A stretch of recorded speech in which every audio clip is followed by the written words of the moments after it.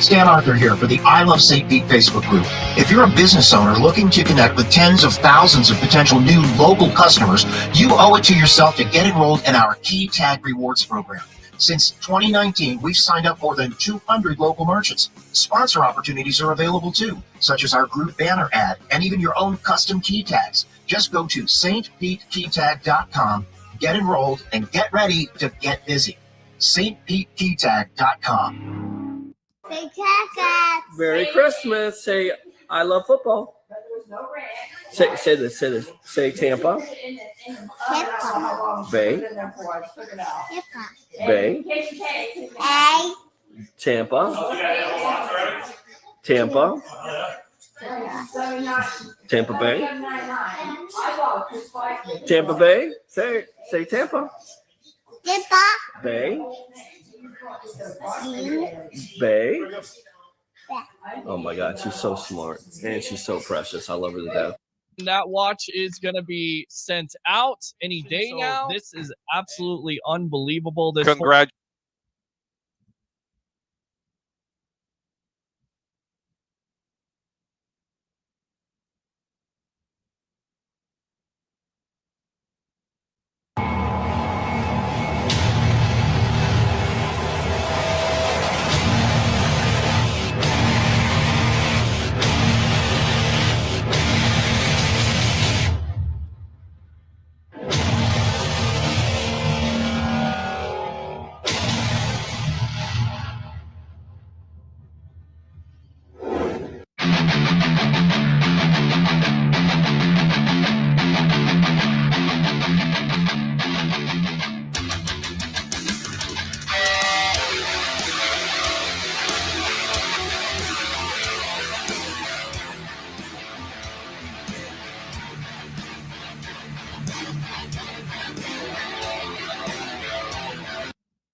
Hey guys, what's going on? Welcome back to another edition of the Evolution of Sports Talk Television live here on I Love St. Pete.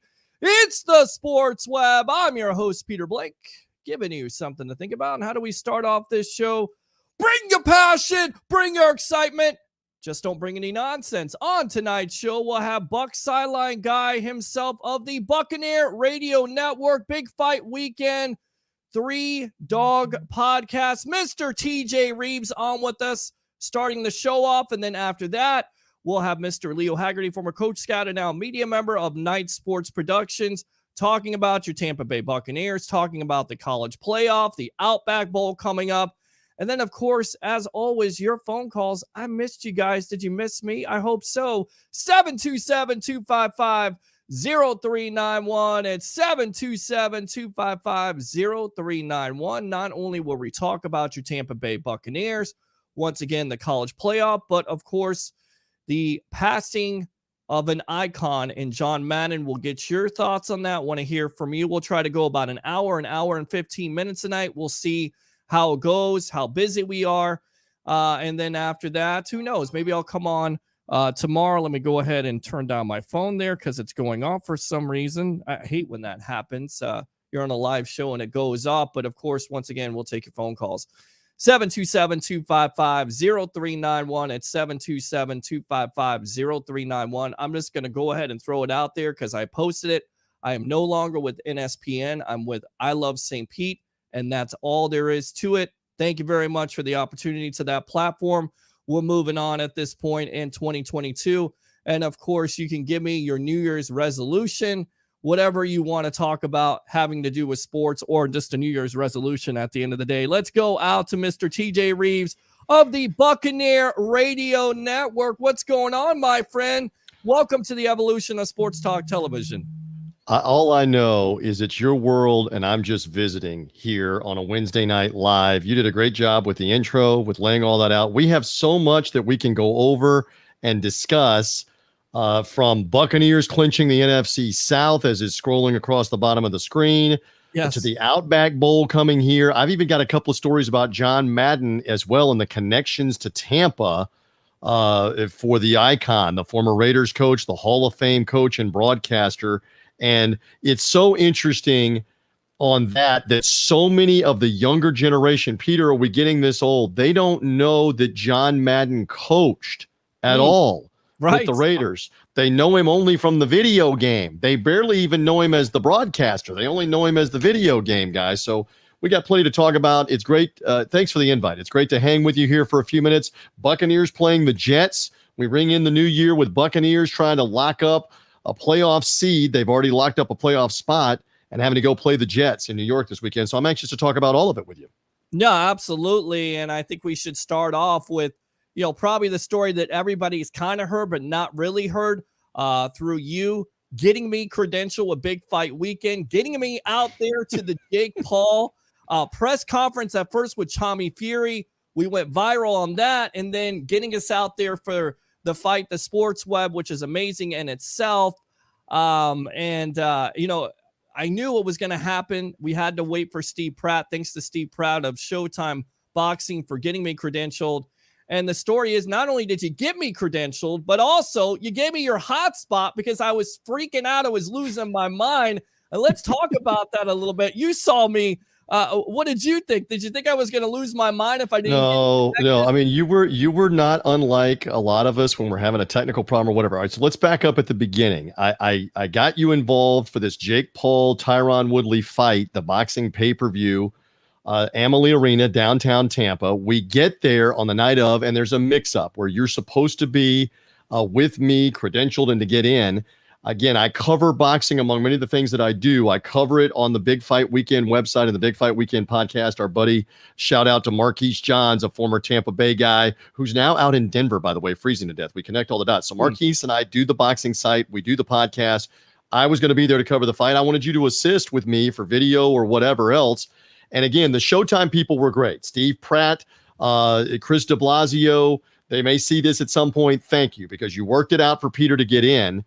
And that's only part of the story, because then the fight happens, and we can't convey this enough, can we, Peter? It was an atmosphere. I mean, the Lightning games are fantastic. They sell it out every night, but that was sold out legitimately. Jake Paul and the heat, either from him to win or for him to get knocked out, definitely sold out the Amalie Arena in downtown Tampa. Speak more on the atmosphere. I mean, the atmosphere in itself was over 18,000, and they said in the post presser that it was actually more than Madison Square Garden. I mean, put that into context, more than Madison Square Garden. So more than likely they're going to have some more fights, but the atmosphere was unbelievable. Some of the undercards didn't live up to it, but the fan fights, and what you come to find out is not only was Nate Diaz involved with something along the lines of swinging on somebody and the guy flinching, but also the viral sensation of the Island Boys. I don't know why they're viral at this point. They look silly to me, but they were getting peanuts and beer thrown on them.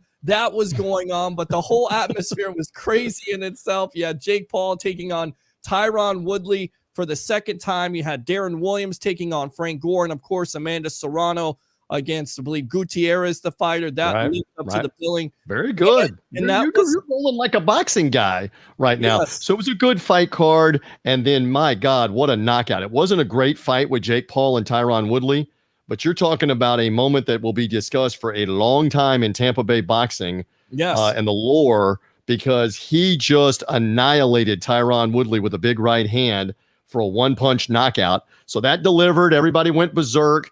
And then about 30 minutes later, the press conference stuff began down where the Tampa Bay Lightning do the stuff in their interview room, their press conference room. And my man Peter's scrambling to get on the air live right here through the Sports Web. And lo and behold, you unintentionally, I was there, I can testify, you unintentionally became part of the story, asking Jake Paul a very legitimate question about Rolex watches, Peter. Yeah, I mean, and before the fight happens, and this is always my mindset at the end of the day, TJ, you got to do more research. You got to make sure you do enough research on a fight. And I wasn't quite sure about that. So I kind of did some research. I watched the Showtime interview between Woodley and Paul at the end of it gave Woodley a Rolex, and he said, "It's time to knock you out." So I said, you know what, if he does that, I'm asking that question, the last of it. And I had if he knocks him out, I want to ask him about the Rolex. Right, I'm going to ask him about the Rolex. And of course, it looked like Woodley was going to win that fight. He did a lot more than he did in the first fight in the first 3 rounds.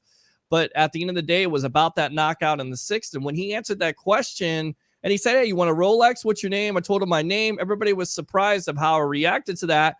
And then I was like, no way, this is happening. And then sure enough, and you saw this, and I couldn't believe it.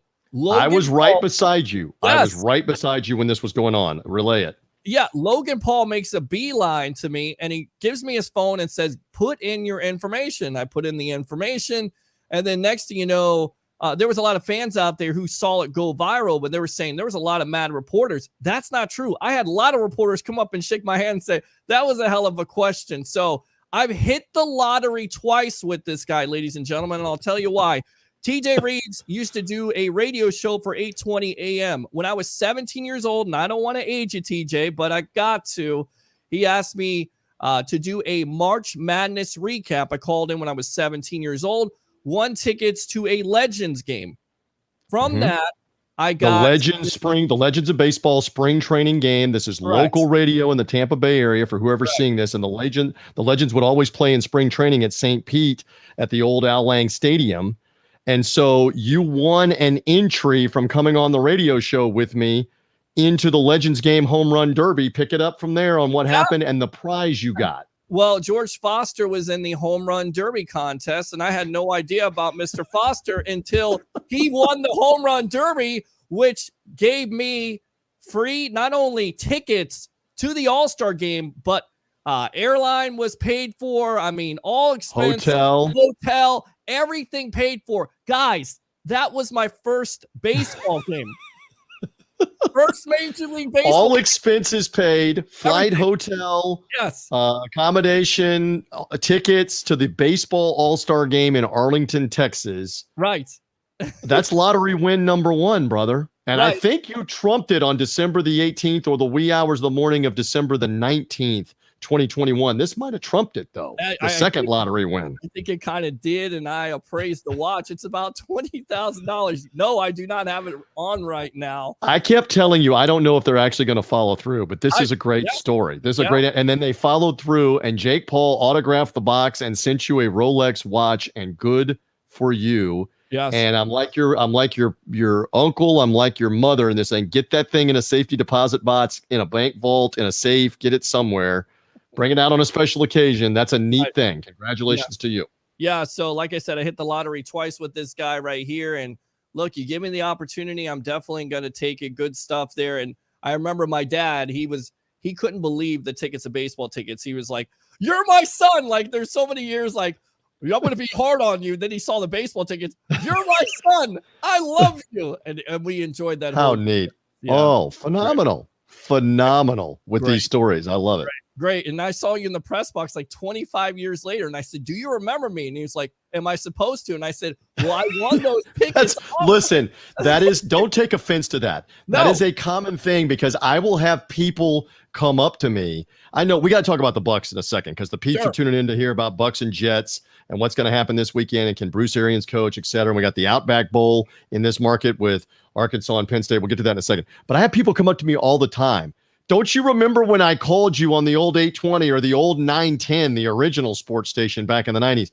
And I'm like, should I? What did I do or what did we do? So yes, don't take offense, Peter or anybody else, that I can't remember. I do well to remember what I had for breakfast this morning a lot of the time. I try. Of course, I would love to remember what went on in 1996 or 1992 when you called the show and told me Vinny Testaverde's going to be good somewhere else, and he ended up going to the Cleveland Browns and winning a playoff game. I would love to tell you that I remember that. I would love to tell you that I remember that it was a great idea to hire John Cooper as the Lightning coach because you called me and told me that 15 years ago, whoever you are. I can't remember all of it, so I'm glad. That's a standard thing because I have people now in my life that come up to me and go, "Don't you remember me?" And part of my answer is, should I? If I don't recognize, please tell me who you are. Do I owe you money? Should I remember you? So that's kind of appropriate. You made me laugh. All right, good stuff. And I remember too, it was 2 against 15, and I believe North Carolina at the time was getting upset. I think that's what it was a long time. Okay, so wait a minute. This is on the NCAA tournament in the 90s, and you won on the contest on the radio show, and it got you to the Legends baseball game, and then you ended up winning the contest. Yes. And here we are together like 25 years later, 26 years later, whatever it is. Crazy. That's tremendous. It is tremendous. And of course, once again, he's my mentor. He's the reason why we do shows like this. I'm not going to lie to you. That's the reason right here. I sat down whenever I got an opportunity, listened to the TJ Rives show. And don't lie, you did too. Welcome to the Sports Web, the evolution of sports talk television. I love St. Pete. I'm your host, Peter Blake, along with Buccaneer Radio Network's TJ Rives. Big fight weekend. Let's talk about the Tampa Bay Buccaneers. Impressive win over the Carolina Panthers. Your thoughts? Kind of a change of a game plan, if you will. No Mike Evans, no Chris Godwin, but they got AB back. Your thoughts on that big win versus the Panthers last night? Next man up was the theme, and you got to give a lot of credit to everybody that was involved there. I mean, from Antonio Brown to Cyril Grayson, who had a great game. Again, Keyshawn Vaughn, the running back, the backup running back, had the explosive play in the first half. Defensively, you had guys step up like Anthony Nelson, Will Golston, Kevin Minter, the veteran, stepping in for Levante David. This team is just beat up right now at the end of the year, and they're showing what kind of depth they have to lose Evans, lose Godwin, and lose Fournette for this game and still put up 400 yards of offense and make some explosive plays tells you the depth of talent. You look over on the defensive side of the ball, you're already playing without Jason Pierre-Paul and Levante David going into the game. Shaq Barrett gets hurt, the great defensive end in the first half of the game, and yet you still lock down Carolina, get 7 sacks, and hold them to 6 points. That was a great job, but it's a what have you done for me lately league.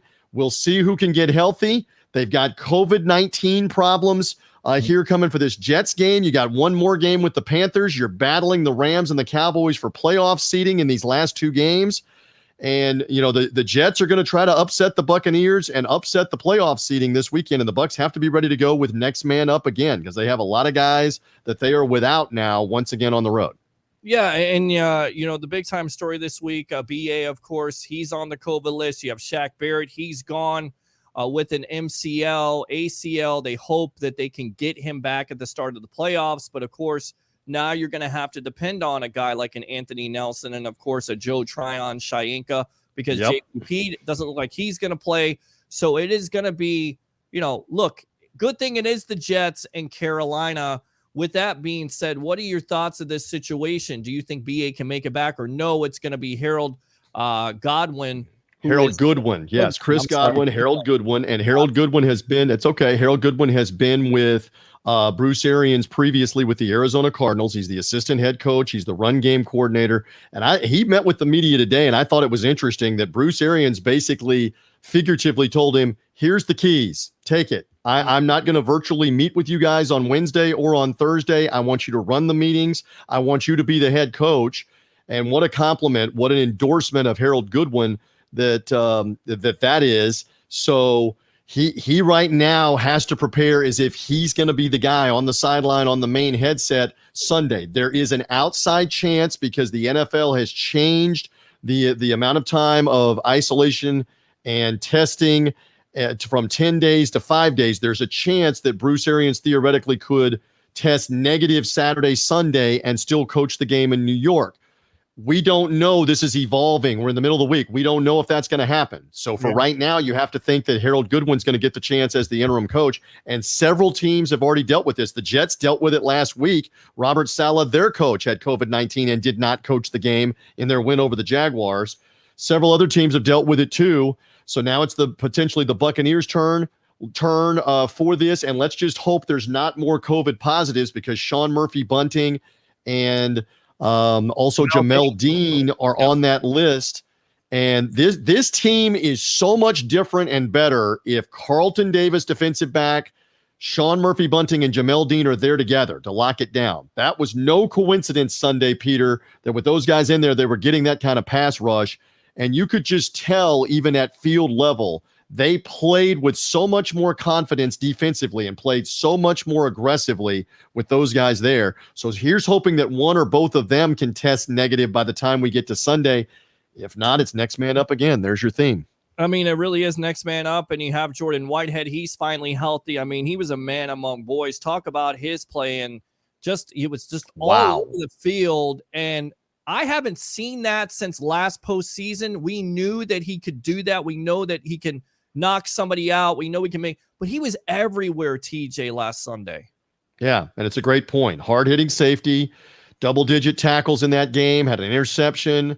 Again, stopping running backs in the run game. I mean, you're just not going to run on this team, basically, because of the great strength through the middle. Vita Vea and Ndamukong Suh, Will Golston in the middle, usually Levante David with Devin White in the middle at linebacker, and then those safeties. And you're playing this game without Antoine Winfield. And Winfield, again, is limited in practice. Don't know if he can play against the Jets, but Whitehead stepped up, and he's not the biggest guy. He is maybe 230 pounds, maybe closer to like 220 pounds.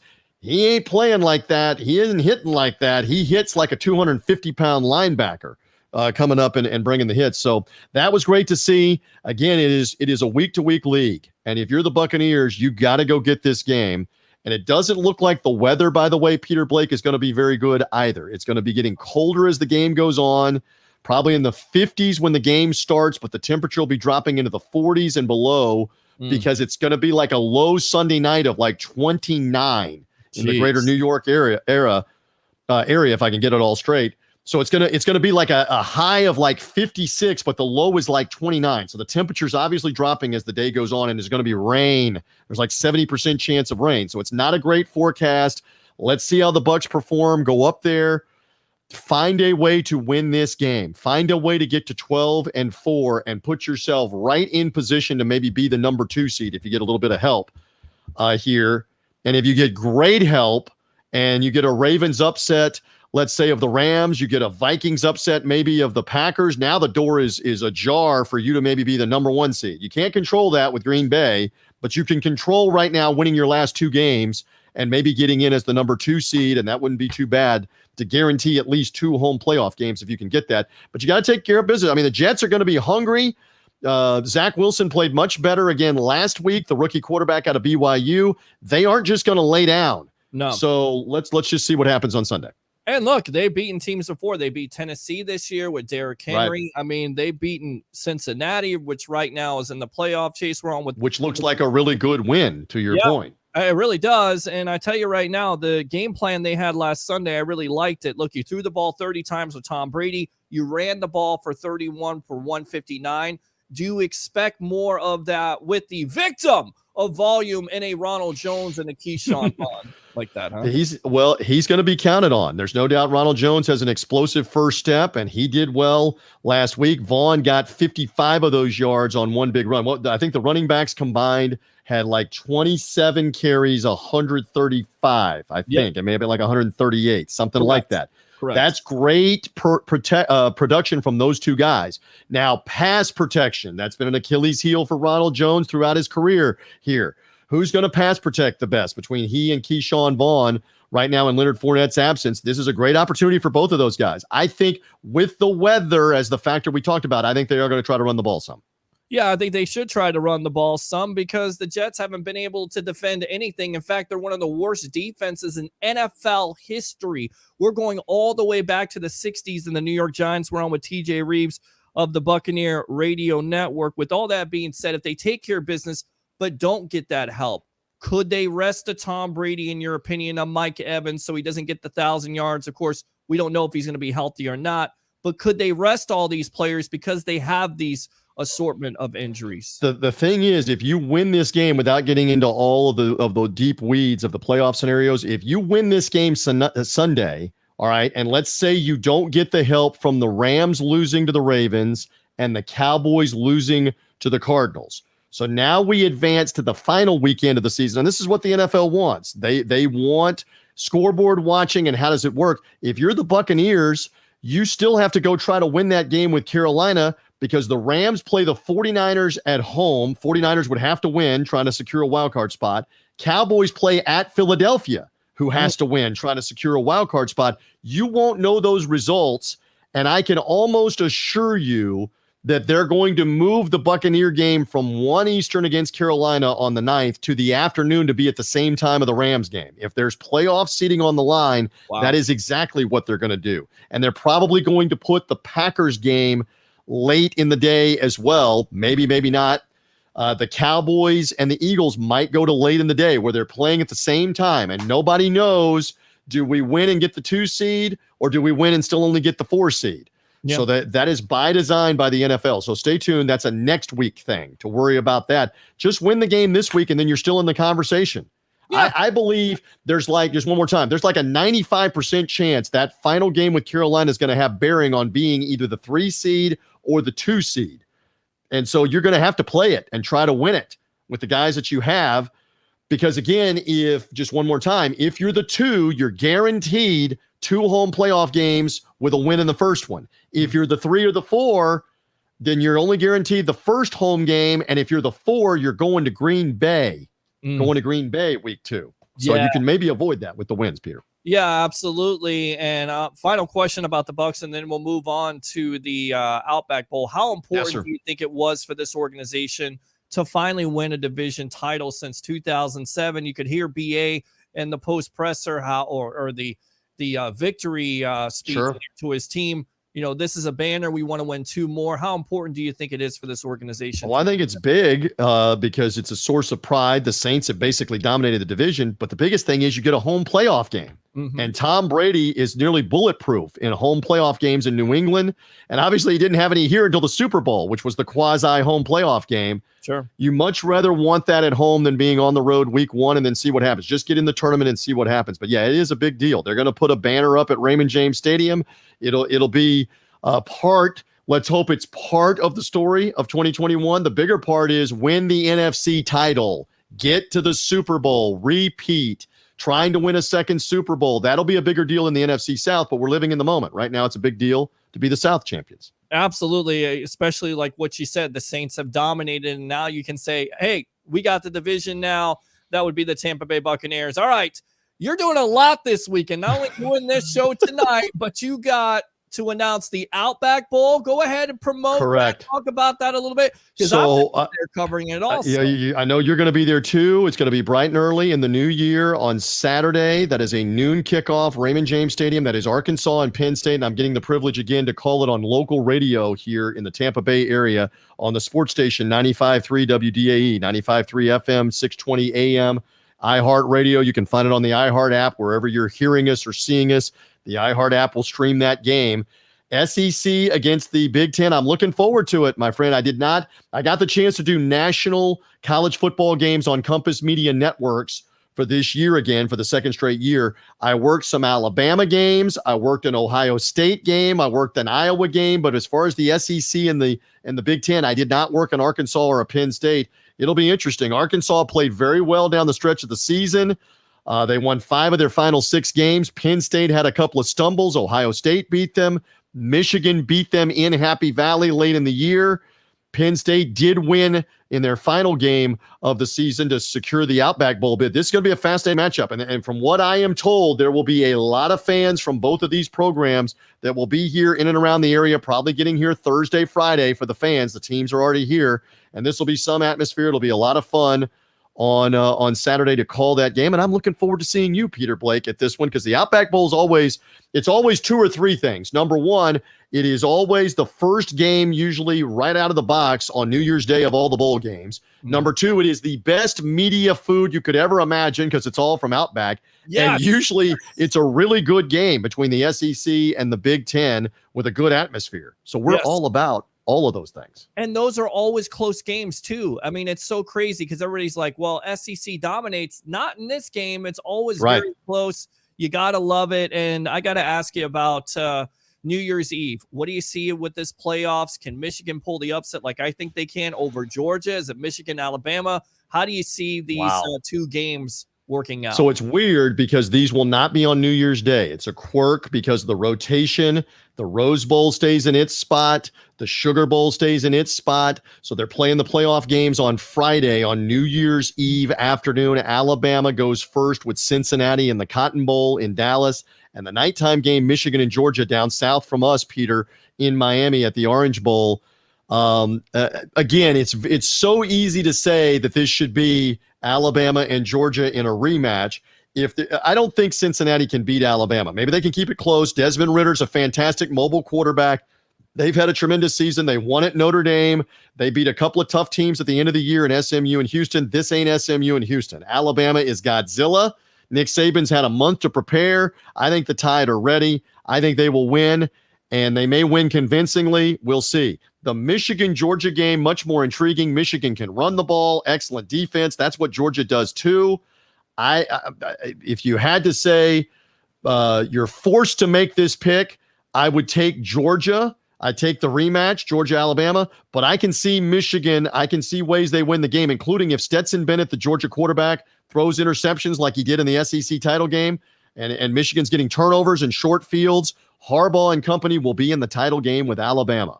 Look out. And Jim Harbaugh has mended a lot of fences already by beating Ohio State, which he had not done, and then winning the Big Ten title game. They crushed Iowa. So there's a lot of people in Michigan and are Michigan fans that are thrilled with this. How much more thrilled are they going to be if he can get to the title game by beating Georgia to validate it even more? That's what's on the line Friday night. So it's going to be quirky and weird to have those games on Friday, and then the whole slew of games on Saturday, including the Rose Bowl, the Sugar Bowl, and all of that is still on Saturday before the NFL Sunday. Yeah, it's crazy. A lot of things to talk about. And I don't know how the travel is going to go. We're going to go out to Leo Haggerty here in just a moment. So hold on there, Leo. But you're going to be calling the Outback Bowl, and then you're going to be going to New York. Tell us how this is going to work out. You've given us these stories before on the BuckPower.com podcast network with no quarter given with, how you travel from. Sure. Tampa. Well, we're trying to get out of here on New Year's night to get to New York. So, and then the game is Sunday, 1:00, and then get back here after that. These are first world problems, but the air travel,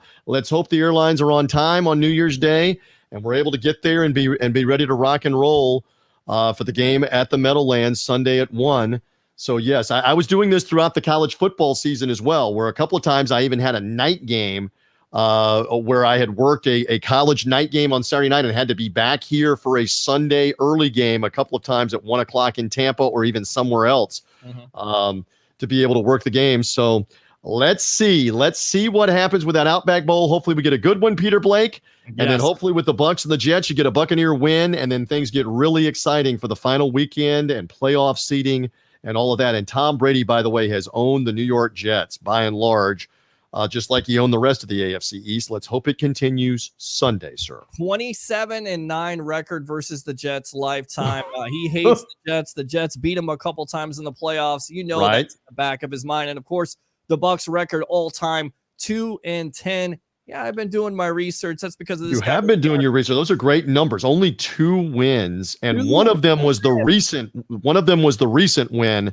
at Raymond James Stadium. That's one of them. So hasn't been a lot, but Brady's a great equalizer. And I'm curious one more time because I know we got to go and you want to get to Leo. I'm curious with the bad weather, the day after New Year's, how many Jet fans, how much of New York shows up? I think it'll probably be 3/4 full or better at MetLife, even in the rain, even in the cold, because they want to boo Tom Brady and they want to hate on Tom Brady one more time, even if he's with the Bucs. We'll see. Yeah, we'll see. There you go. The great TJ Rives of the Buccaneer Radio Network. Go ahead and promote yourself, TJ Rives. Hey, you do a great job. You see it right there at Bucs Sideline Guy. We'll have the 3 Dog Thursday podcast out conveniently on Thursday, previewing the college football playoff semifinals, previewing the NFL weekend and all the action that's happening. So check that out. The podcast for the Buccaneers, the official recap podcast, Nothing But Bucks, will be out on Monday through the Buccaneers mobile app, the Buccaneers website. I've got all the highlights with Gene Dickerhoff and Dave Moore off Buccaneers Radio, post-game interviews. It's all in one package for about 40 to 50 minutes on Nothing But Bucks. Search it where you get podcasts. And hopefully we do a lot more of those Buccaneer recap podcasts after these games, because that means the Bucs are in the playoffs and they're winning. So let's do a few more of those in January and even into February. Let's hope that it does. Listen, great to be with you. Keep up the great work. I'll help you however I can help you. You're helping yourself greatly with the Sports Web. Keep it up, brother. Appreciate you. The great TJ Rives joining us here on the evolution of Sports Talk Television, the Sports Web, live on I Love St. Pete. Appreciate you, buddy. Be well, my friend. See you soon. See you soon. There you go. TJ Rives of the Buccaneer Radio Network. Let's go ahead and go out to this guy. Let's get his intro on. Here we go.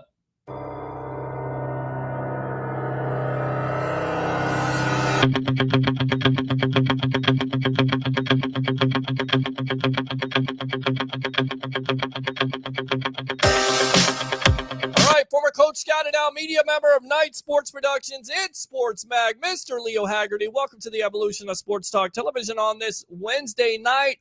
Lots of football to talk about. How are you doing, my friend? Well, I don't know what happened. He was there and now he's gone. Oh, okay. Well, we'll try to do this again. This is live TV. You gotta love it. So let's see if we can get him on. Leo, are you there? Leo Haggerty, are you there?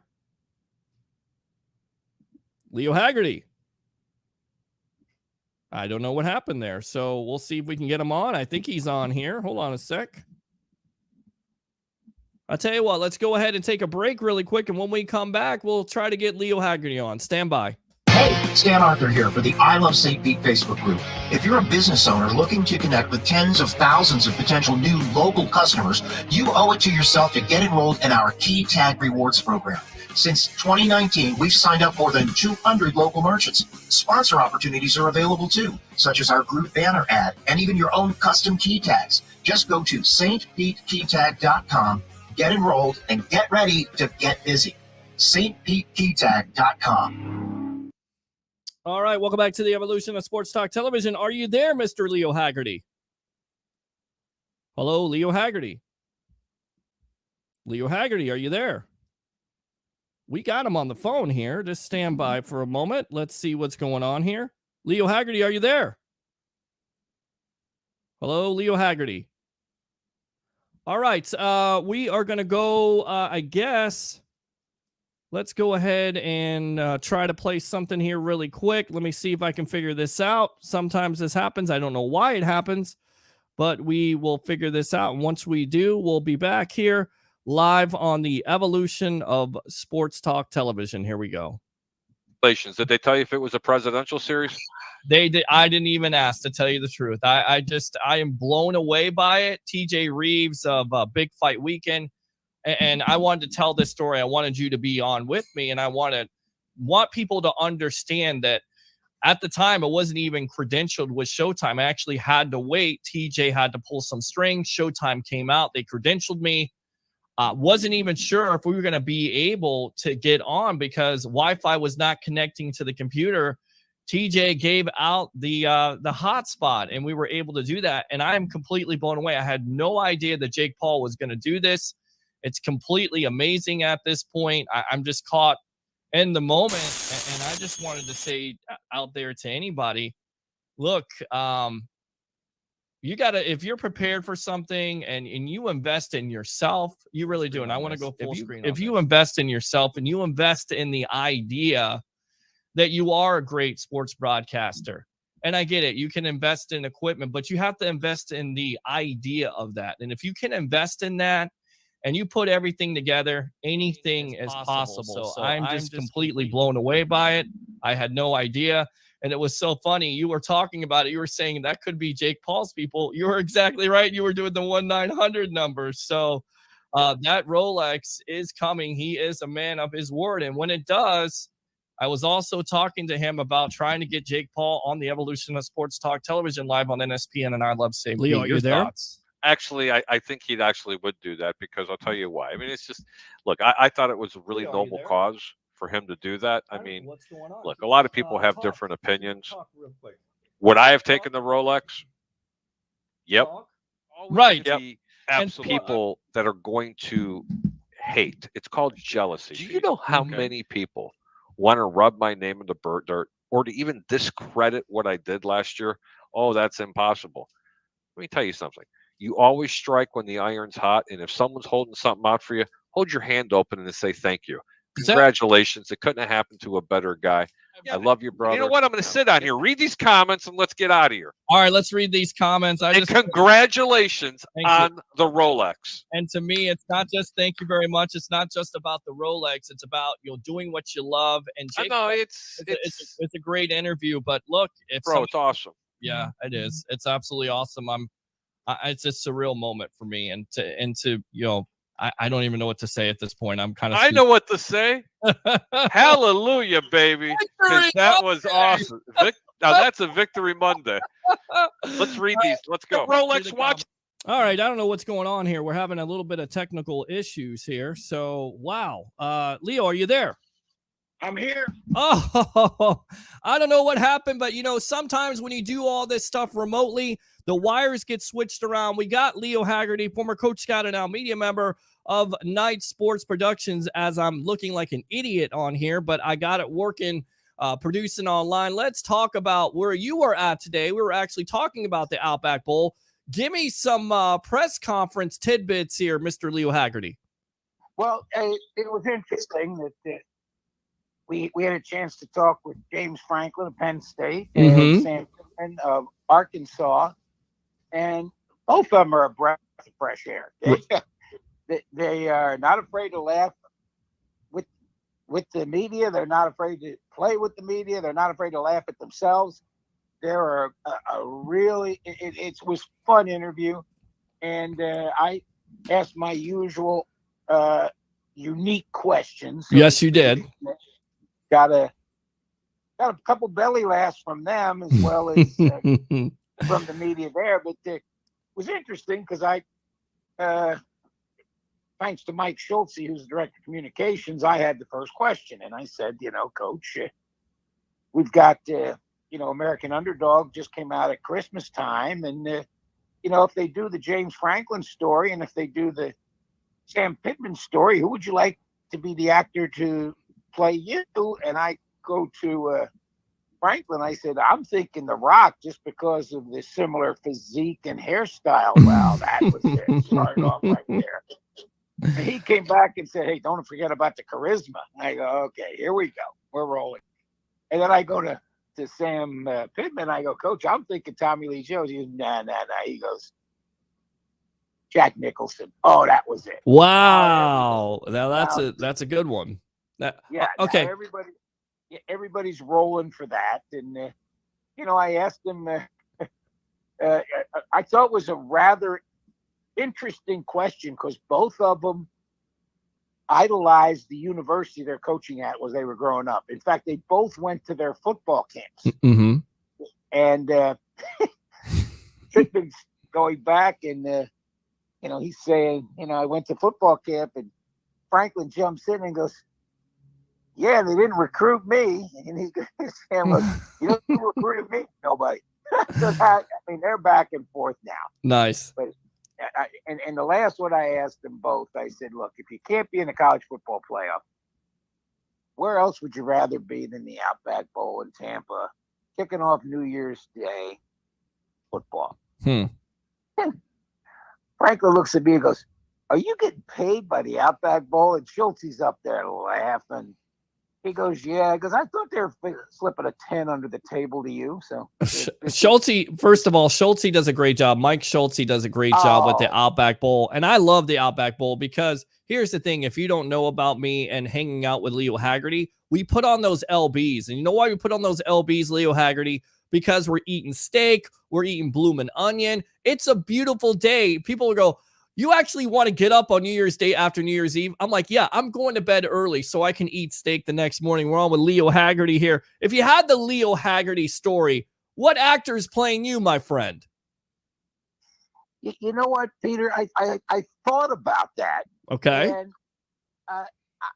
going to go way down the road with this. Okay. And I'm thinking Bruce Willis. Okay. I like it. Bruce Willis. There you go. Yeah. I'll take it. I'm thinking Bruce Willis. All right. He's a little bit of a smart ass like myself. Like you. Yeah. Yeah. And not afraid to take risks or not afraid to tell people what they think. So there you go. I'm thinking Bruce Willis. Who's going to play Peter Blake? I have no idea. How about Peter Blake? I'll take it.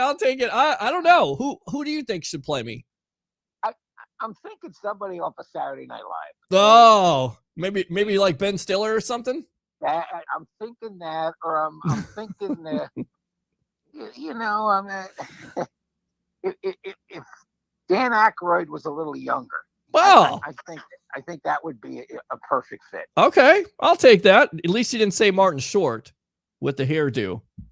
So, no. I've been called worse. I've heard Pee-wee before. I don't want to hear that. So, with that being said, really quick, Die Hard, a Christmas movie or what? Oh, absolutely. Come on, that's what I'm saying, right? Peter, for your listeners, if you get a chance, now, if you've seen Die Hard and if you've seen Love Actually, you have to have seen these two movies. If you've seen these two movies, I encourage you to go to Netflix. Okay. And watch Love Hard, because there are so many Die Hard and Love Actually references in that movie. It is hysterical. Really? Truly hysterical. Okay. So, I if you get a chance, go watch it. It's really Jimmy Joe is in it, or Jew, or whatever he pronounces it. The Asian actor, and he's pretty funny. Pretty funny. So, okay. Yeah. Oh, yeah. He was the guy in Crazy Rich Asian. He's the one who was the Crazy Rich Asian. Crazy Rich Asian. Okay. All right. I'll tell you what. Let's get a little crazy here. Let's go out, and I'm going to put you on hold here. Let's go out to Antonio Brown and his answering of the questions from the media, and we'll come back here on the Evolution of Sports Talk Television. Here we go. Hey, Antonio, congrats. I know Coach Arians had told you when you came to this team, you screw up one time and you're done. And some people would deem what happened as a screw up, but Coach Arians stood by your side and he brought you back. Just what did it mean for you after being here for a year to have a coach Next question. standing in your corner? Next question. We just want to talk about this game. We don't want to waste no time with you guys writing in bogus. Respectfully, Antonio, we haven't talked to you yet. We haven't talked to you. I don't want to talk about that. You guys is all drama. It's all about football. We don't talk about Carolina. I don't want to talk to you guys. We'll go to Greg Allman. Antonio, I'm sorry to keep going on this, but was there a point where you weren't sure if you'd be back with this team? Did you always think you'd be able to come back like you did today? I'm just here to do my job, man. I can't control what people write, how people try to frame me, or people try to bring me down. And life is about obstacles and persevering and doing what's right so you get the right outcome. So I'm staying here before you guys, grateful, humbled, thankful, and excited to be a part of a big win with my teammates. It's not about what I did. It's about what all the guys in there did collectively together. And that's it. Thanks, AB. We'll go to Joey Knight. Antonio, what were you dealing with physically? Like you said, people said, we haven't talked to you in a while. Was it foot, heel? What was it? It's a lot of drama. You guys create. A lot of drama that people create who want stuff from me. But that's just a part of life. It's a part of being in the position I'm in. I can't control what people want from me. I can't control what people write about me. I can't control what people say about me. All I could do is get up every day, be the best person I could be. And when I get a chance to do my job the best way I could do it. And that's where we at today. All right, welcome back to the Evolution of Sports Talk Television. Let's go out to Leo Haggerty. First and foremost, your thoughts on the questions, because at the end of the day, Tampa Bay media, they have a job to do. Jenna Lane has a job to do. Was it the right question? Were those the right questions that the media should be asking? And do you feel like Antonio Brown should have answered them a little bit better than he did? Well, let's deal first with first question. It was a terrible question. Okay. Because the prelude was unnecessary. If the person asking that question had just come out and said, hey, are you happy Coach Arians kept you on the team? Now, fine. But to go through all that diatribe beforehand was unneeded and unnecessary. Now, the answer was terrible. When he says next question, and remember now, Peter, I'm the guy who used to have to deal with Warren Sapp. Warren Sapp was the true next question guy. And if you tried to sneak it in afterwards, you got the look from hell. Believe me. When Sapp would say next question, you just moved on. I was so proud that he never did that to me. He never just said next question. And again, when Antonio Brown said next question, fine. It's over. It doesn't give him the right to come back in and give his point of view. When you say next question, it's over. Right. And again, I thought it was a bad question. In fact, I thought it was a terrible question because it never got that far. And I thought it was a terrible answer. So, both of them I thought were totally in the wrong. Good stuff. Leo Haggerty right there, who's in the press rooms and in those Zoom meetings, so he knows all too well. And we've heard some great sound bites. This guy right here being responsible for the BA question about Jameis Winston. And what was that? Go ahead and go back to that. Tell the fans out there if they don't know.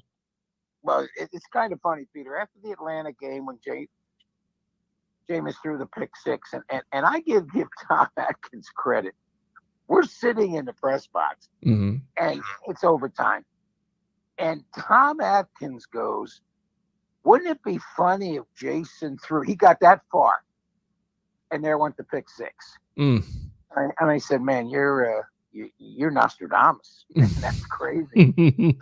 So we went into I don't know if you've seen this, Peter, come out now. Brother of Washington defensive end Montez Sweat killed in a shot and killed. Oh, wow. Just coming over the wire now. Jeez. Yeah, that's sad. That's a sad situation. That's for sure. Absolutely. And Peter, we sat in the press room, and finally, after about 7 or 8 questions, I just looked at Coach Arians. I said, "Is Jameis fixable?" Pregnant pause. No answer. 5 seconds later, he goes, "We'll decide that in the offseason." I turned to Roy Cummings. I said, "Oh, he's gone." Yeah. That was the answer right there. And I'll tell you what, Peter, a little bit off the subject, but I feel so sorry for Jameis because he was playing well this year. Oh, absolutely. 13 touchdowns, 3 interceptions. Had the Saints at that point 4-2. He won that game, or they won that game. So he was 5-2 as a starter. So, the future looked bright for him, and we'll see what happens next year because he's a free agent. Has he done enough? We'll see if Sean Payton thinks so. With that being said, we go to Antonio Brown on the field. 10 catches for 101 yards. I mean, that's the reason why you don't get rid of Antonio Brown in the first place. You have an injury to Mike Evans. You lost Chris Godwin for the year. You could see right there, Tom Brady has all the confidence in the world in a Brown, right? 15 targets, Pete. Eckler's coming off, a 6-game layoff? 8-game layoff. It's been 8 games he missed. Yeah. That's fantastic. That's phenomenal. Yeah. But, Peter, if Evans was healthy, if Godwin was healthy, you're still not getting rid of Antonio Brown. No. And I'll give you 2 words why. Green Bay. That's where he'd be in 20 minutes. Correct. You don't want to be there. No. Plain and simple. Yeah. He goes to Green Bay and he makes them a Super Bowl contender, if not winning the Super Bowl. And that guy has still got it in the tank. The routes that he ran, and he wasn't playing a slouch on Sunday. He was playing Stephon Gilmore. I mean, talk about that domination for a guy that missed 8 games. And I get it. He has all that rest, but he also has some rust, if you will, for him to play that phenomenal. To me, that's a good thing for this offense going forward because look, they had their problems in the Saints game without a Evans and a Godwin. You're depending on a Tyler Johnson, a Scotty Miller, Cyril Grayson, who was impressive. Talk about that kid just a little bit. Yeah, and here's a guy nobody even heard of. Yeah. It's kind of like watching Major League. Who's that guy? Yeah, right. Remember the line from the movie? Who's this guy? Oh, well, this guy's dead. We'll cross him off the list.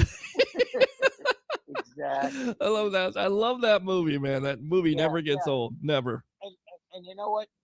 When we're talking about next man up, we're talking about next man up. Yeah. I mean, think about this now. Godwin for the season. Sure. You've got Fournette out. You've got Mike Evans out. You've got Shaq Barrett now out. You got Levante David out. It's starting. And again, Peter, I said this to you in the beginning of the year. Mm-hmm. The gods of injury in the NFL never smile on you 2 years in a row. Great. And here's the biggest problem. This team is heading into its 8th straight game, got a 9th one next week. They're going to go into a playoff, and that'll be their 10th straight game. And there's some old bodies out there. Oh, yeah. Oh, yeah. And I brought this up to JP Peterson. I said, JP, if you are locked in to where you're going to finish, you're either going to be, 2, 3, or 4. You're locked in, win or lose, 2, 3, or 4. Do you rest people? Yeah. I mean, he said no. Right. He said no. No. You got to play him. I said, how would you like to be Bruce Arians and all of a sudden Tom Brady goes down in week 18 with an injury? I mean, and then you got to face the media. Well, you didn't need him. You didn't need him. You had it. So I'm hoping that it's a meaningful game for the Bucs with the Panthers. Just because if anything happens or goes wrong, somebody's going to get hurt. Yeah. It's the nature of the beast. It's just the way it's going to happen. Well, you either get hurt or get COVID. At this point, that's been the big issue this week with the team. I'll tell you what, let's hold that thought. Let's go out to a call here. I know what he wants to talk about. Hold on a sec here. Let me merge these calls. Ryan Spencer, you're live here on the Evolution of Sports Talk Television with the great Leo Haggerty, and you want to talk about some NCAA playoff football, right? Welcome to the Sports Web. What's up, Pete? How you doing, buddy? What's going on? We're on with Leo Haggerty here. So this would be the guy if you want to talk playoff football with. Leo, how do you see this? Let's switch gears and go back to the Bucs in a moment here. Leo, how do you see this playoff working out on Friday night? Well, Peter, first thing is the NCAA needs to come off its high horse and say, well, if somebody gets COVID, they're going to forfeit. I can guarantee you if Alabama has a COVID outbreak, they'll cancel that game till Easter. Of course they will. They can play. Of course they will. Not, because they obviously didn't talk to TV about that, and that's it. Peter, I'm gonna start here. Pete, there couldn't be a better deserving person for that Rolex all day long. You're a great man. Appreciate you. It's Ryan, buddy. I'm right here, my friend. Oh, I appreciate you, Ryan. Yeah. You deserve that 100%. You got that Rolex.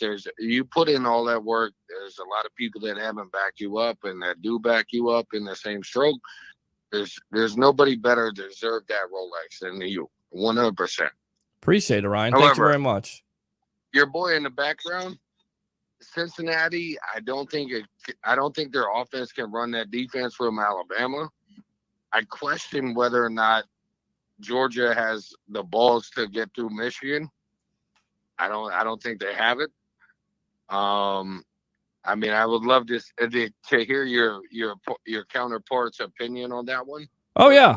Well, Leo, you said it best, and I've said it all year long. Look, if Cincinnati got the opportunity to be in that playoff, they should be, especially if they took care of business. But at the end of the day, like you always say, Leo, it's the Alabama Invitational, excuse me if I can say it.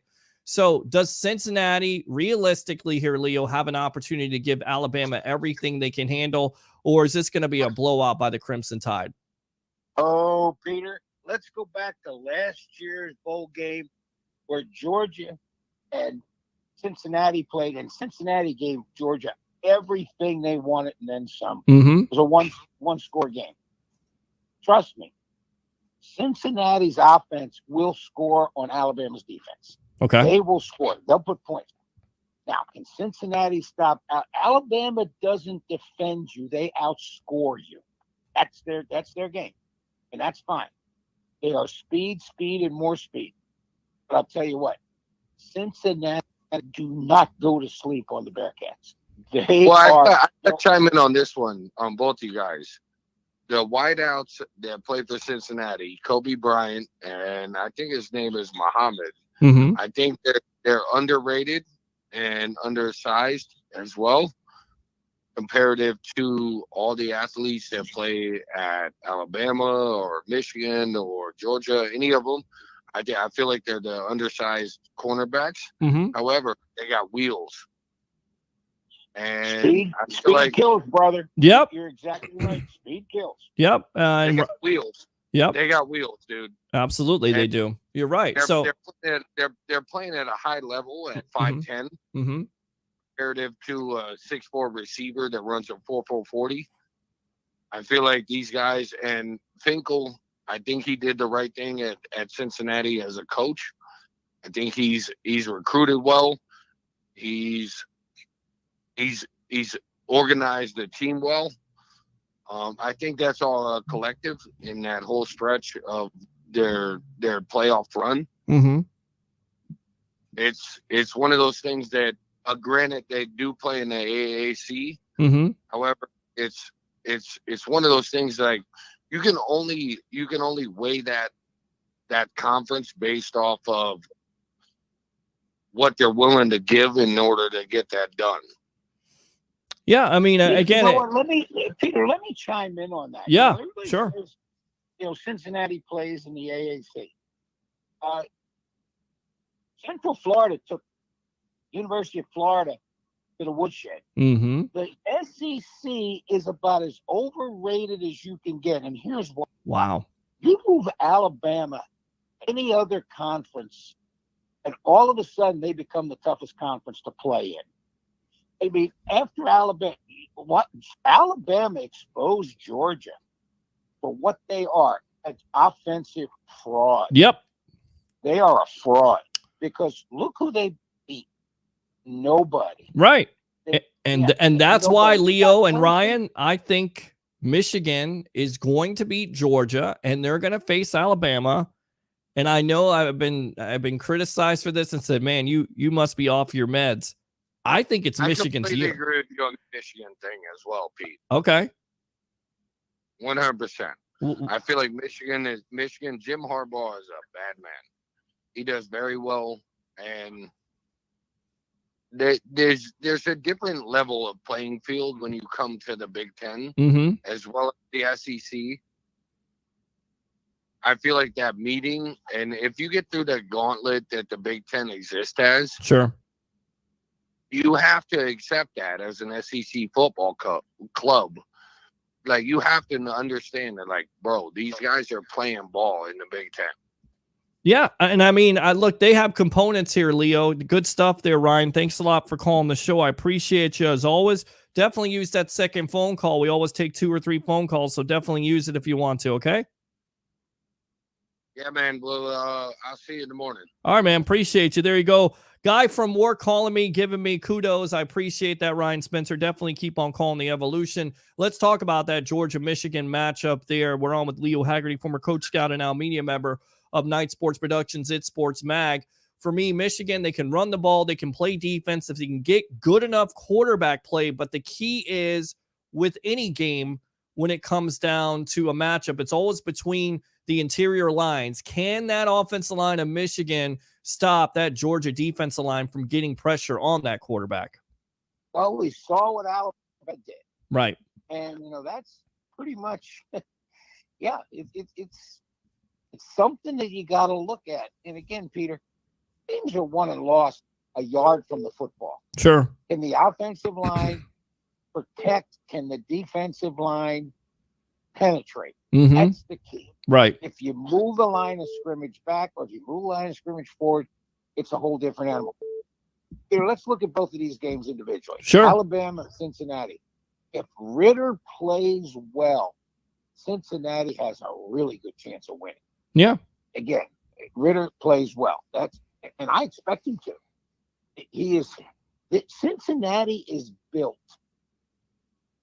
to play one game against a really good opponent. Mm-hmm. They did it against Notre Dame, and they're going to be ready to play against Alabama. I think they've been pointing at this game for weeks and weeks. That this is it. They have a shutdown corner, which will be interesting to see how he plays against the speed of Alabama. I think the game is close. I think it's going to go down to the last possession. I'm not picking a winner only because I don't think – I think whoever has the ball last will win. Yeah. Cincinnati or Alabama. Wow. We saw what Alabama did against Auburn. Yeah. In fact, Alabama would have trouble being in this game if the Auburn running back had fallen down, inbound. You got pulled out of bounds, stopped the clock, and Alabama had time to drive. The Michigan-Georgia game intrigues me because I think the Michigan offense against Georgia defense is a wash. I think the Georgia offense against Michigan's defense is a wash. It's going to come down to two things: special teams and coaching. Wow. And I think the big advantage in coaching is Michigan. Yeah, I do too. I'm not impressed with Kirby Smart as a game day coach. Nope. I'm just not impressed with it. I'm not either. I'm definitely not. And that's the matchup I'm looking at. And I think Jim Harbaugh has gotten that get over game that was Ohio State. And I feel like now that is going to lead that team to the national championship. I may be crazy, but we'll see what happens. Your final thoughts on John Madden, of course, passing away at 85 years old. Some remember him, and some people don't remember him as the greatest Raider coach of all time, most winningest coach with 100 wins, the youngest coach at the time to win a Super Bowl. Some remember him as a broadcaster, which I remember him as. And then, of course, people remember Madden football, which is still going on today. Your thoughts about Mr. Madden? He was an icon of the game. He was a great ambassador of the game, not only as a coach, but as an analyst. He again, thank God for NFL films. Mm-hmm. I mean, the NBA, Major League Baseball, and the NHL would give their you-know-what to have what the NFL films has. They have, and again, you go back and you look at this, they have film from the 1960s. Mm. You can go back and actually see. It's amazing what's being played. And again, that's a great, we lost a great one there. He was an icon. He was, if you didn't love John Madden, you didn't love football. No. That's just the way it was. To me, it's like, he's like a grandfather that I kind of, John Madden kind of reminds me of you, and in the way of, you're like the grandfather I never had. When you watched him on television, he taught you something. He kept it simple, stupid, if you will, the KISS method, but you had fun. You learned something different. You learned something new, and you always came back every Sunday or every Saturday, or even during the Super Bowl, he was able to call it. So, Leo, I think you're in the same regard, honestly. When I talk to you about Peter, football, I appreciate that. And you're exactly right. John Madden, he seemed like family. Mm-hmm. That's why people watched him. And Peter, I'm going to leave you with this thought. Yes, sir. Okay. And I put this up on my Twitter page. I put this up on my Facebook page. Don't call me crazy, but right now, it looks like every player is going to test positive at one time or the other for COVID. Wouldn't you like to see our player test positive now rather than the first or second of the playoffs? Yeah, I mean, for me, it's a disaster. If you have players that are testing positive in the playoffs, to me, the NFL has to push it back. They have to push it back at that point because there's too much on the line. It's not a regular season game. It's going to mean something, and you're exactly right. And the thought goes in my head, in the back of my mind, what about Tom Brady? We haven't heard anything. He's vaccinated, but that would be such a critical loss for the Tampa Bay Buccaneers. And I don't care what anybody says. A guy who's 44 years old, who has 37 touchdowns, should be the MVP of the league. So we'll watch and see what happens. But, of course, BA is now on the COVID list. You have Mike Evans. You have Sean Murphy-Bunting. You have Jamel Dean. So, hopefully they can get this underway or under control, if you will. Do you feel like the NFL could push back the season if there is an outbreak across the league, which it kind of seems like there could be here eventually? Peter, that's exactly what they should do, because watching the Saints Monday night try to play with their fourth quarterback, it was unwatchable. It was.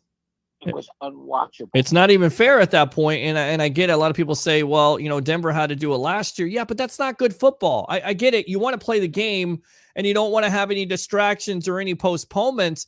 But at the end of the day, do you really want to see that game? I mean, it's like Thursday Night Football. It's probably the worst football out there, and the NFL has to think about it. And at the end of the day, I get it. It's about money, but it's also about entertainment value. And if you have third and fourth stringers playing in those places, it makes the game somewhat unwatchable, which it was on Monday night. It's disappointing. Yeah, and you know what, Peter? I went to an NHL game last night. Yes. Both goalies for the Lightning and Montreal Canadiens were the goalies coming up from their AHL or their minor league affiliate. Mm-hmm. All 4 goals scored by the Canadiens were their first goals of the season. Yes. It was the most entertaining game I've seen in a while. Yep. But I'll tell you what, Peter, you do not want a debacle like they had in Denver. And again, the Saints had no options because you couldn't move the game back to Tuesday or Wednesday because now they're going to have to play a game in 4 days. Hey, Peter, I don't know. And again, I know I'm running over my time. No, not at all. You're more than welcome to talk however you like to. I know Curtis and Ed called in. You guys call back, but you're exactly right. And that's the conundrum, SAT word, Leo word there for the NFL, what they're going to do about this situation. They've been steadfast in their way of, look, we're not going to cancel any games. We're not going to have any postponements. But also, you look at the playoff situation. If there is an outbreak on a team, say like the Tampa Bay Buccaneers, that favors the other team. And that's not necessarily what a lot of TV sponsors want or a lot of TV executives want. You want Tom Brady to play in that game, not play in that game. I love Blaine Gabbert, but Blaine Gabbert's not the reason why I'm watching the Bucs. It's Tom Brady, right? No, and there were 24 coaches and players from the Saints that were in COVID. And again, people who are vaccinated are testing positive. Now, the NFL needs to come down to one thing. Sure. Okay. Are you going to make these people go into quarantine, or are you going to start calling it what it is, the flu? And until you show me somebody who tested positive for the Omicron variant, I swear it sounds like a transformer. I mean, that's what it sounds. It's what is it? Megatron next? Omicron? Goodness gracious. Can we just get a handle on this? Ridiculous. Yeah, and look what's going on in Indianapolis now, now. Well, look, Carson Wentz at the beginning of the year was a guy that said, look, I don't want to get the vax. I don't want to do this. And now he has maybe cost this team an opportunity to make the playoffs. And let me tell you something, Leo. The Colts, if they have Carson Wentz, they have Jonathan Taylor in that defense, have a grand opportunity to take on a team like Buffalo or Kansas City and knock them off simply because they have the components that travel. You know all about it. Running game, defense, and don't turn over the ball. And now you may not have that opportunity because a player decided, you know what? I don't want to get the vaccination. His choice, but his choice has possibly cost his team an opportunity to be not only a playoff contender, but a Super Bowl contender. You agree? Oh, yeah. But Peter, here's the thing. Mm-hmm. What is it? Is it the flu? If it's the flu, let's play football. Right. And again, people who are vaccinated are coming down and testing positive. They have very little, if any, symptoms. Yeah. And again, Arians hit the nail on the head the other day. He said, look, if you're asymptomatic, play ball. Yeah, play ball. Play ball. I mean, hopefully you don't give it to somebody, but that's the reason why you got vaccinated in the first place. It's supposed to curtail the symptoms of COVID. So good Peter, stuff. I'm going to tell you a great story. Yeah, go ahead. Go for it. Growing up, when I was 7 or 8, I got the chicken pox. Okay. You know what my mom did? Made me sit next to my 2 brothers, so they got it. That's what she did back then. You right. got the chicken pox, you made sure everybody got it. Because guess what? If you don't get it, and you get it as an adult, you don't want to know what the possibilities are. Oh, yeah. I mean, that's I heard it's brutal. Yeah. So yeah, now that's the thing right now. I'm almost tempted to think if I'm an NFL coach and I'm going to playoffs and I'm in, I mean, that's it. I'm almost thinking, man, let's get everybody out of the way. Yeah, let's either get them out of the way or keep them separate and keep them out of the clubs, whatever else they're doing. I mean, well, I'm just wondering if they're even having a quarterback room. Again, yeah, I don't know if you heard, but the Buccaneers and the rest of the NFL has shut down the media. They're allowing a minuscule SAT word. Very nice. Amount of the media to come into practices now, and it's just okay. It's terrible. And again, I'm going to send a letter back to them. They said, you can't come in. I'm going to say, okay, are you going to rotate the people in, or is it just going to be the same old, same old? Mm-hmm. Because if it's the same old, I want to make sure I get on that Zoom call. I want to make sure I get on there, that it should at least give us the opportunity to ask a question, to talk to players, to talk to coaches. Again, if it's just going to be the Fantastic Four, waste of my time, right? It is. You're absolutely right. But you never waste our time here on the Evolution of Sports Talk Television. Mr. Leo Haggerty, go ahead and promote yourself. Of course, guys, we're going to be here on the Sports Web on Saturday morning. Yours truly, Leo Haggerty, a guest of thousands for the It's Sports Mag, Night Sports Productions, the Sports Web production of the Outback Bowl. Go ahead once again and promote yourself, my friend. Yeah, go to www, which you don't have to anymore. Just go to itsportsmag.com. I just posted the transcripts of my 3 questions of Coach Pittman and Coach Franklin. Okay. And Trace Crisp posted about 20 pictures of the event. So it was a fun day. And by the way, folks, tune in on Saturday, because we are we are going to represent 3 outlets. We're going to represent It's Sports Magazine. We're going to represent Night Sports Productions, and of course, the Sports Web. We have 11. Yes, you heard that correctly. 11. We have 11 credentials. 6 media, 1 producer, 4 photo. We are going to cover this like nobody covers it. So be there. Mr. Rolex is going to kick us off, which is going to be nice.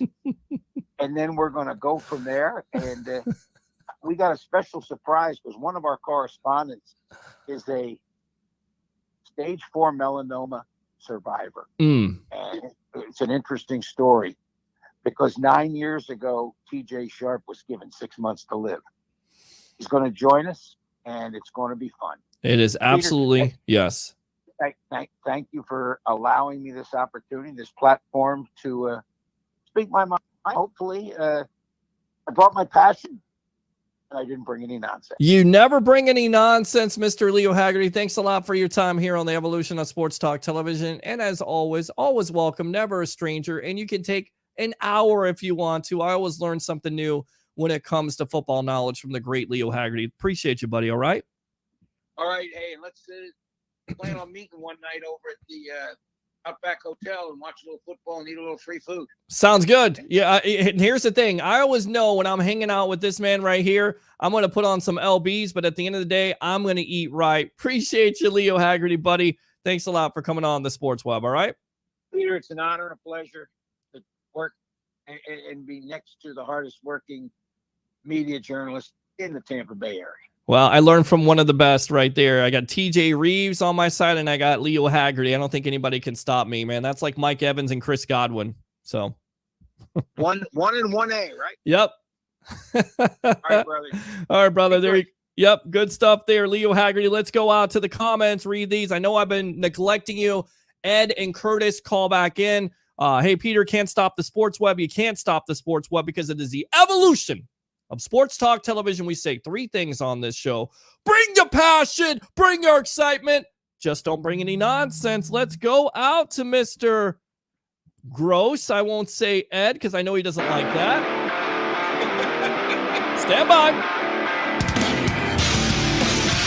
All right, Ed, go ahead. You're on the Evolution of Sports Talk Television live on I Love St. Pete.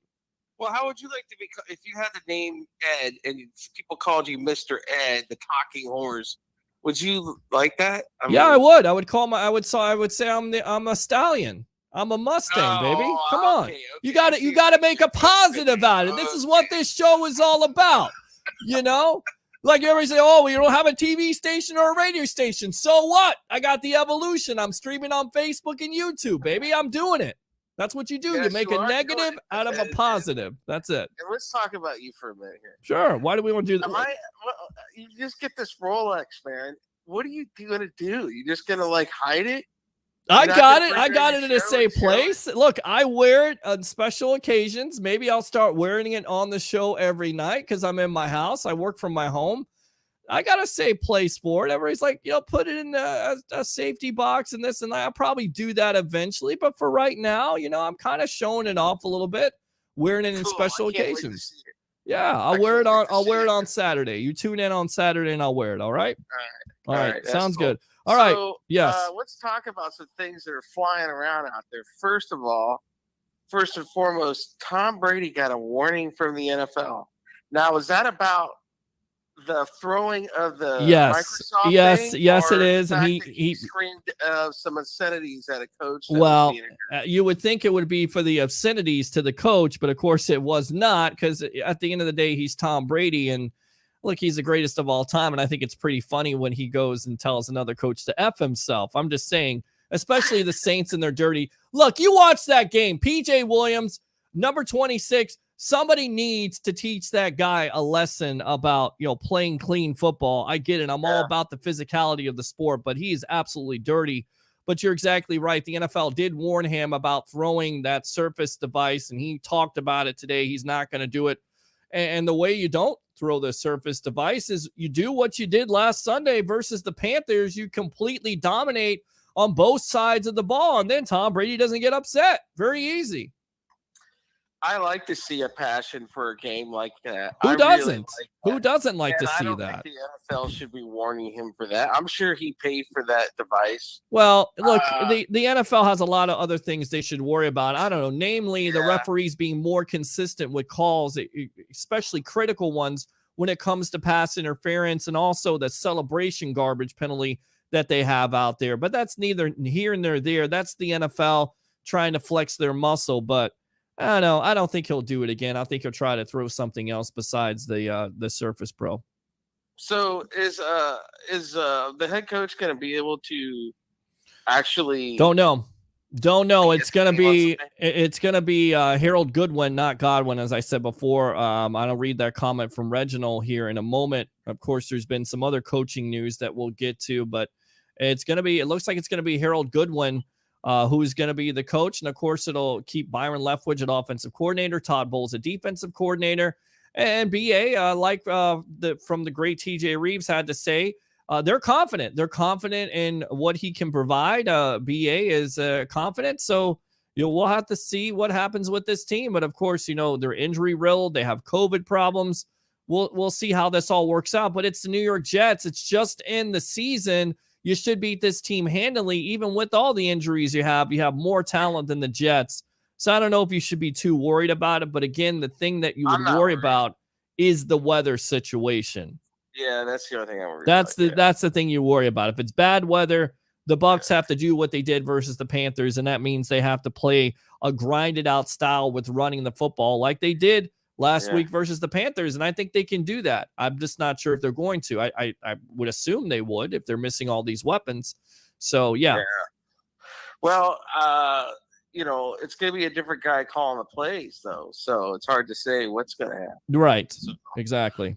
Yeah. So, also, officially, the Jacksonville Jaguars have asked to speak to Brian Leftwich. Do you really think it's good for him to take that job? I mean, there's a reason why it's been a coaching carousel there. Well, yeah, and I mean, again, look, I get it. Byron Leftwich may want a coaching job. We don't know if he wants a coaching job or not. We don't know if the Bucs have offered him the coach in waiting. We assume that it's going to be Todd Bowles, but who knows? But you're exactly right. That was the other news of the week. The Jacksonville Jaguars have asked for permission from the Bucs to interview Byron Leftwich and, of course, Todd Bowles. And to me, Leftwich would make sense because, look, you've got a young quarterback there. You've got a higher and an offensive coordinator the last 3 years for the Tampa Bay Buccaneers, where you've had a top 5 offense. He's going to be able to work with that young quarterback there in Jacksonville, who I don't know why. Trevor Lawrence, the name escaped me for a minute. Trevor Lawrence, you're going to be able to work with him. It makes sense. He was a Jacksonville Jaguar quarterback. He had success. He's had success everywhere he goes. So to me, that's a slam dunk. If you want to hire a Todd Bowles, what's the impact on the Tampa Bay Buccaneers? Well, anyway, if you lose your offensive coordinator, then you're not sure about how your offense is going to be able to compete. I get it. You have Tom Brady, but what's the future like with Kyle Trask?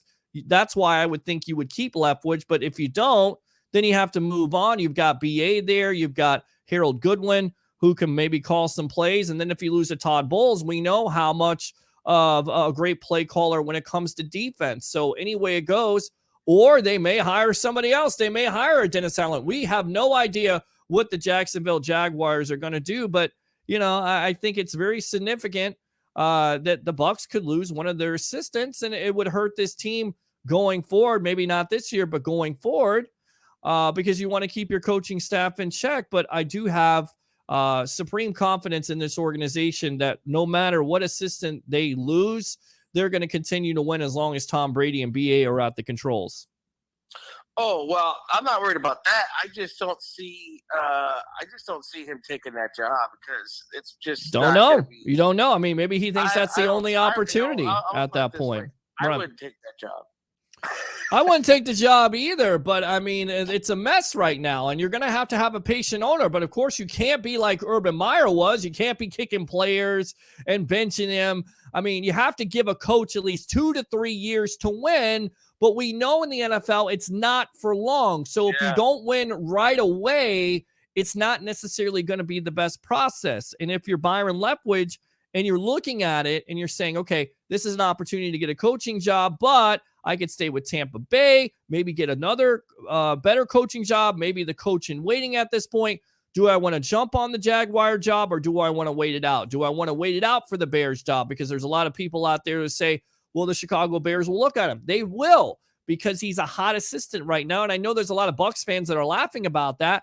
But you look at the numbers at the end of the day, I don't care if he's playing with Tom Brady. He's still making those play calls, and he's still getting the attention of other GMs and owners out there. So he's going to be a hot candidate, much like Todd Bowles is going to be, along with other coaching candidates. It just depends on what Jacksonville wants to do and if Leftwich is interested in the job. I think he would be, because he's played for Jacksonville before. He's got that pedigree. You have a challenge. But if I'm Leftwich, I'm at least signing a 5-year contract, and I'm telling the owner, you at least have to give me 3 to 5 years to build this thing. And then if you want to blow it up again, you can do that. I'm not coming in for 1 or 2 years, getting fired, and then basically I'm an assistant coach again. I'm not doing that.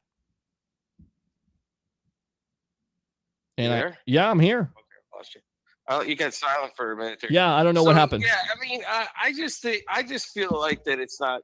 That place is just a nightmare for a new head coach. Right. I think he'd be better off holding out for the Bears. It's a better organization all the way around. Yeah. But we'll see what happens. I'm not worried if we lose. I mean, we can probably potentially lose both of them. So I mean, if that happens, I'm not worried. I'm sure that the Buccaneers will find suitable replacements. I mean, they got a history of good coordinators and good head coaches. So I'm pretty sure they'll do a good job. Sure, they're going to do a great job. There was a little time there where they were trying to be cheap, right, with a couple of guys. Correct. You know who I'm talking about? Yep. Greg Schiano for one. Well, they should have been cheap, but they should have never hired Greg Schiano. It's a complete disgrace that they hired him. But of course, Chip Kelly left him at the altar, and they hired him and thought he was a coach that was suitable for this job. And of course, he turned out he wasn't. So, yeah. No. But going forward, so what's your plans for the New Year's? What's your New Year's resolution? New Year's resolution, as always, put out the best content I can, be the best man I can be in all facets of my life. And, for me, as I always talked about, it's not necessarily the Rolex. It's the fact that it's the top of the line. It's somebody realizing that you're top at what you do. And I appreciate that. I appreciate fans like yourself, Ed, who called this show. So I think it always comes down to being better. And if 2021 was an exciting year, I feel like 2022 is going to be that much better. What about you? I'm going to keep mine the same and lose 100 pounds. There you go. There you go. Well, you got to lay off the chicken I've been doing wings. that every year for right. the past couple of years you got to now, do it. and, You can't talk about it. I made it 1 year. Right. It can't be look, Ed, it can't be a Facebook post where you say, I'm going to lose weight. And then the next week you start eating again. You gotta stick to this, man. You gotta stick to it. So 100 pounds. Well, I got a personal trainer now. Okay. There you go. Make it happen. It's all about diet. If you need some help with diet, I can definitely help you out with it. I got professionals. Okay. helping me with Well, diet. good. Well, what are you trying to say? I'm not a professional. I can't. I'm No, about to. I'm just trying to say I'm paying people to help me lose weight. How much are you paying them? I'm not going to disclose. You're not going to disclose that? Okay. All right. What's that? No, you're not going to disclose it? Okay. But All right. anyways, Yes. I have a personal trainer. I have people Good. helping me with my diet. Good. And Awesome.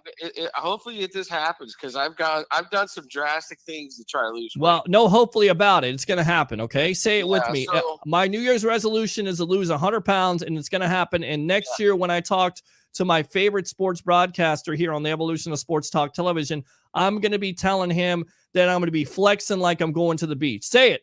Yeah, I'm going to be flexing like I'm going to the beach. All which right. I might be if I lose 100 pounds. There you go. 100 pounds right there, making dreams come true on the sports web. Ed, appreciate the call as always. Thanks a lot, and Happy New Year, my friend. All You too. right. Happy New Year.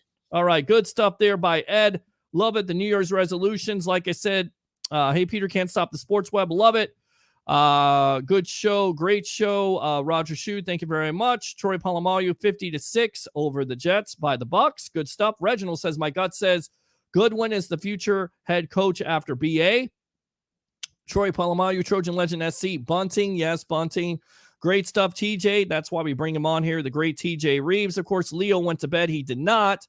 I messed up. Tampa Bay Buccaneers. This is what you get for that. I'll take another call here, and this is going to be the last call of the night because I have to go do a podcast and also get with TJ Rives here. Curtis, let me get your walk-up music on. Here we go. Yeah! All right, one of my favorite web heads out there, Mr. Curtis from Newport Richie. What do you have to say? You're on the Evolution. Bling, bling, Blake. I love it. I love it, man. I love it. Bling, bling, Blake or Rolex Reporter. That works for me, I guess. So, all right. Yeah, man. So what do you think What's about going on, my brother? How's it hanging? I'm doing good, man. I'm just telling everybody this will be the last call of the night because I got to kind of run. I like to go 2 hours with you, but I'll probably go live tomorrow afternoon sometime when I get off of work, and we'll get you an opportunity to call in again. Listen, I got a couple. I'm gonna touch a couple things. Real Okay, quick, and touch a I'll couple call things. All right. Number one. Yes. John Madden. I couldn't believe it last night. I was like, listen, let me tell you something. There's a couple people that died. You remember where you at? John Madden. Yep. Michael Jackson. Yep.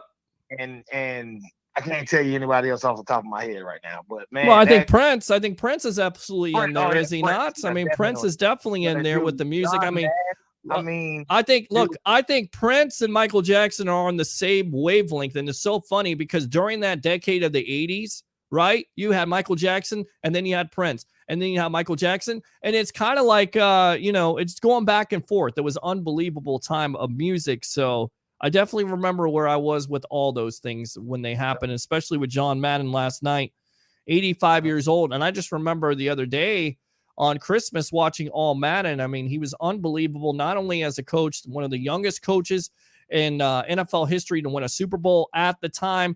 And then he basically retires because he's burnt out, much like Dick Vermeil did in the early 80s with the Philadelphia Eagles, which is amazing in itself. And then he's a successful broadcaster. And then it branches out to what we know right now with all our kids and nephews and stuff like that. Madden football on PlayStation 4 and 5. Yeah. I'm playing Madden for years. Sure. We all do. We complain about it every year, but we still play Yep. the game because we have to play the game. We have to. And today I came home and I watched Little Giants from the annexation of Puerto Rico. Yep. today. There you go. That's another movie right there. And also, what was the other movie he starred in with Pat Summerall? I do not remember. Keanu Reeves, the replacements. They were The the announcers in that. Yep. You're absolutely correct. So before I get to the Bucks, Yes. in college football playoff, Yes. I like Michigan. You like Michigan, so you like what I'm saying, right? You like Michigan to win it all. My friend that's in here right now, he's an Ohio State fan. He hates me. Well, there you go. I mean, that's the reason why you would do it in the first place. I love it. And listen, he also has been calling me crazy because I like Cincinnati. Wow, Cincinnati over Alabama. I'm gonna tell you why I like.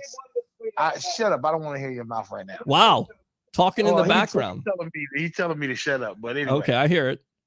I like Cincinnati because their quarterback is Alabama's kryptonite. Well, he could be a mobile quarterback. It is proven that a mobile quarterback. Yep.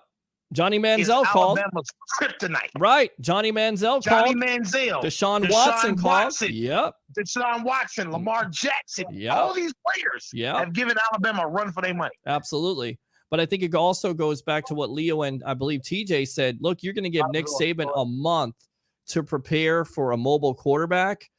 That's a lot of time. And that's the reason why Alabama always has that advantage. Nick Saban is a great coach, if not the greatest coach in NCAA history, period. And you know what? I have all the respect in the world for Nick Saban, like I have for Bill Belichick. Right. But we've seen Saban go down with a month. Of course we have. Of course we have. We saw it here in Tampa. I don't care. When you say not to Cincinnati, nobody expected for them to lose to Oklahoma in 2009. Yeah. Yeah. Nobody. No, you're right. Everybody had them to destroy Oklahoma. Yep. In Oklahoma, it doesn't matter. Oklahoma came out firing, and that's what Cincinnati has to do. They have no business.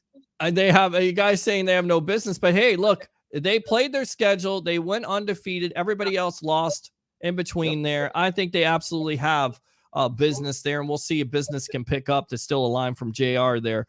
What else about the Bucks? And then I got to run, my friend. I hate to cut you short, but I like this guy. I like this guy, Goodwin. I read and saw his interview today, and he doesn't have to worry about anything. I mean, he's pretty much got Leftwich and Bowles, and Bowles, he wants to take it out on the Jets anyway because the way he got fired. Of course he does. Of course he doesn't. And who doesn't want to sack a rookie quarterback in a Zach Wilson who has looked atrocious this year? I feel like Bowles is going to lay the hammer on that kid. Love to see it on Sunday. Sure. And I mean, how many yards short is Mike Evans?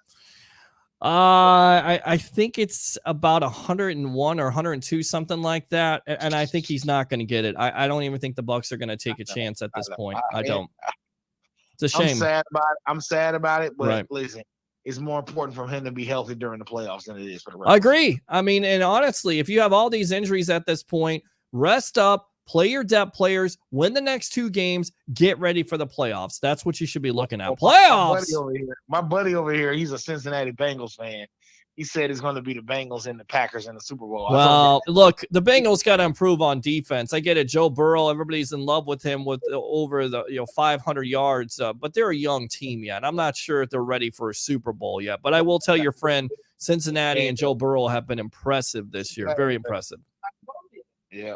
So, hey, brother, listen, go get you some rest. Bling, bling, Blake. Yes, sir. I'll be online tomorrow. All right. Buccaneers. Go Bucks. And, hey, Cincinnati Bearcats by 10. All right, good stuff. Let me give you a How about them Bucks, baby? little Byron Leftwich right there, and then I'll give you a woo. Woo!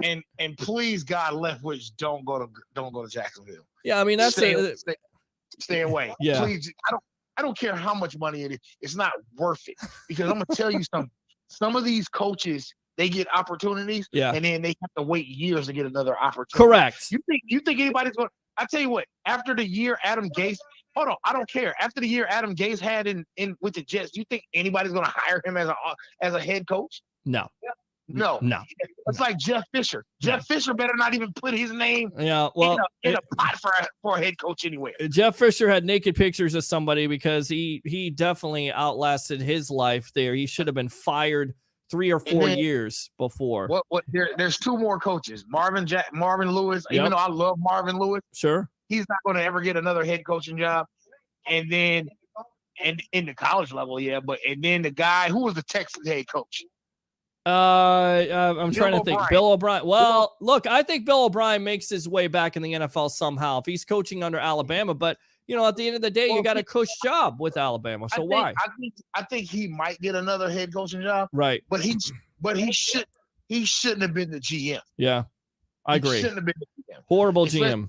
The dumbest trade in the world. You trade DeAndre Hopkins for a second round pick and David Johnson. Yeah. Like what? I'm sorry. I don't want the crack he's smoking ever. Ever. All right, my friend. Great stuff, Curtis. Thanks a lot for the call. We'll see you tomorrow. All right, my friend? Yep. All right, good stuff there. And I will come back on tomorrow because I haven't been on here enough. I got to get out to TJ here. Scott Marchant. My gut says Leftwich at the end of the day, who would leave the perfect situation to go into that hot mess in Jacksonville. Roger Shue says, who should be Saggy Nagy's replacement in Chicago? I tell you what, we'll get to that probably tomorrow. I'll come on Vorg or Gnorg. I don't know what that is. Who knows what that is? Omicron, absolutely. Pete buried it in his backyard. Good stuff there. Christopher Cole, Saints were hitting low last week, absolutely. And go Jets and go to hell. All right. Thanks to the great TJ Rives of the Buccaneer Radio Network. Big Fight Weekend, 3 Dog Podcast. And, of course, the great Leo Haggerty, former Coach Scout, and now media member of Night Sports Productions. I get off early tomorrow, so I'm going to try to make my way back here on the evolution of Sports Talk Television live on I Love St. Pete. All these platforms, go like and subscribe, especially on YouTube. We are monetized, baby, so definitely fill up those super chats. Love to have some money for the new year. And once again, thanks a lot for all your support. Do 3 things for me on this Wednesday night. You ready? Here they go. Bring your passion. Bring your excitement. Just don't bring any nonsense. I'm your host, Peter Blake, giving you something to think about. Have a great night, guys. I eat turkeys. Come on.